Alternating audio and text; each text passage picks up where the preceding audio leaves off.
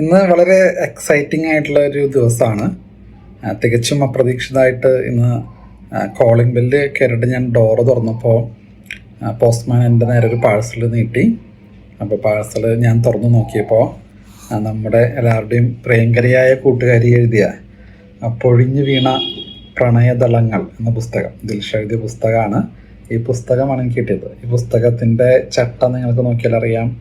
രണ്ടുപേരുടെ കൈ കാണുന്നുണ്ട്, പിന്നെ ചെറിപ്പൂക്കളാണ്.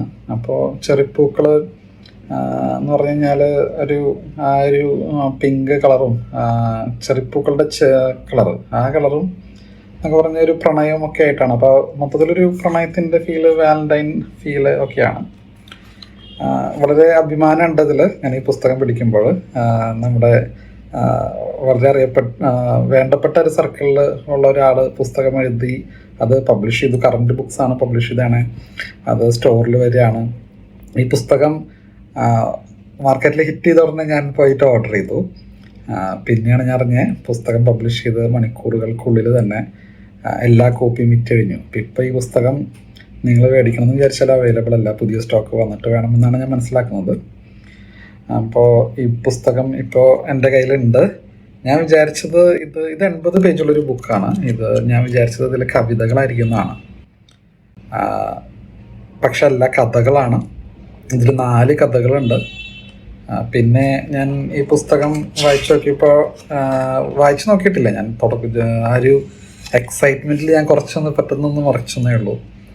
അപ്പോൾ പ്രണയത്തിനെ കുറിച്ചുള്ള കഥകളൊക്കെ തന്നെയാണ് ഇതിൽ ഉള്ളതെന്നാണ് ഞാൻ മനസ്സിലാക്കുന്നത്.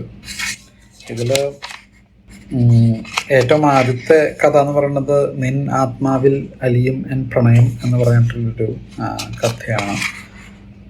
അതിൽ ആദ്യത്തെ കോട്ട് എനിക്ക് ഇഷ്ടപ്പെട്ടത് ബഷീറിൻ്റെ വരികളാണ്. ഞാനതിവിടെ വായിക്കാം. നീയും ഞാനും എന്ന യാഥാർത്ഥ്യത്തിൽ നിന്ന് അവസാനം നീ മാത്രമായി അവശേഷിക്കാൻ പോവുകയാണ്. നീ മാത്രം. ഈ പറയുന്നതിൻ്റെ സാഹചര്യം എന്താണെന്ന് എനിക്കറിയില്ല. ഞാൻ ബഷീറിൻ്റെ കൃതികളും ഈ പറയുന്ന കൃതി ഞാൻ വായിച്ചിട്ടില്ല. അപ്പോൾ എനിക്കറിയില്ല ഇത് മരണത്തിന് മുന്നോടിയായിട്ടുള്ളതാണോ അതോ അല്ലെങ്കിൽ ഒരു വേർപിരിയുന്നതിൻ്റെ ഒരു ബ്രേക്കപ്പിൻ്റെ ഭാഗമായിട്ട് പറയുന്നതാണോ എന്താണെന്ന് നമുക്കറിയില്ല. അപ്പോൾ അതുകൊണ്ട് ഞാൻ എക്സൈറ്റഡ് ആണ് ഈ കഥ വായിച്ചിട്ട് എന്താണ് ഇതിലത്തെ കഥ എന്ന് പറയുന്നത് അറിയാൻ വേണ്ടിയിട്ട്. അപ്പോൾ അതുപോലെ 4 കഥകളാണ് ഇതിൽ ഉള്ളത്. ഈ പുസ്തകത്തിൻ്റെ പുറകിൽ നല്ലൊരു ഫോട്ടോ ഉണ്ട് നമ്മുടെ ദിൽഷയുടെ. പിന്നെ ദിൽഷനെ കുറിച്ചും ഒരു ചെറിയൊരു പാരഗ്രാഫ് ഉണ്ട്. ദിൽഷ ഇപ്പോൾ എന്ത് ചെയ്യുന്നു എന്നുള്ള കാര്യങ്ങളൊക്കെ ആയിട്ടൊക്കെ. ഫോട്ടോ എനിക്ക് ഇഷ്ടപ്പെട്ടു. ഞാൻ ഈ ഫോട്ടോ കാണുമ്പോൾ എനിക്ക് മാധവിക്കുട്ടീനെയൊക്കെയാണ് ഓർമ്മ വരുന്നത്. അതുപോലത്തെ ഒരു പോസും ഒക്കെ എനിക്ക് തോന്നി. അപ്പോൾ ഈ പുസ്തകം ഇനിയും ഒരുപാട് കോപ്പികൾ വിറ്റഴിക്കട്ടെ, ഒരുപാട് പ്രാവശ്യം ഇതുപോലെ ഔട്ട് ഓഫ് സ്റ്റോക്ക് ആവട്ടെ എന്നാണ് ഞാൻ ആഗ്രഹിക്കുന്നത്.